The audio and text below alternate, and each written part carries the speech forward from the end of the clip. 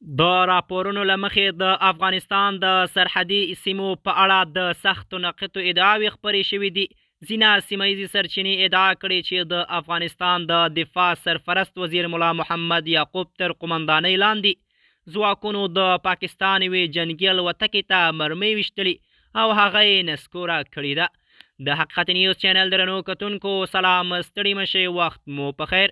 په سر کې یادونه کوم که حقیقت نیوز چینل مو نوی سبسکرایب کړئ نو په درنښت سره همدا اوس یې سبسکرایب کړئ ترڅو زموږ مهم او تازه خبر تر ټولو د مخه تر تاسو در ورسیږي.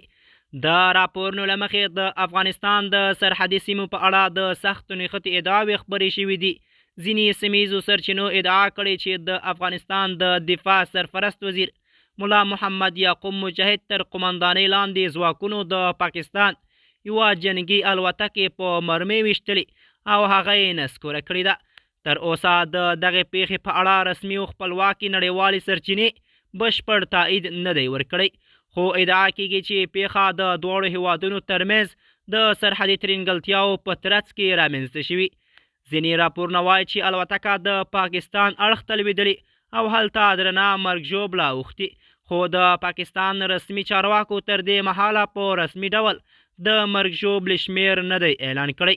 د طالبانو دفاع سرپرست وزیر مولوي محمد یعقوب مجاهد ویلي چې پاکستان ته مو سخت ځواب ورکړ او د پاکستان چورلکې مو راوغورځول او ګڼ شمېر تلفات لري، خو پاکستان یې تر اوسه تایید نه دی کړی.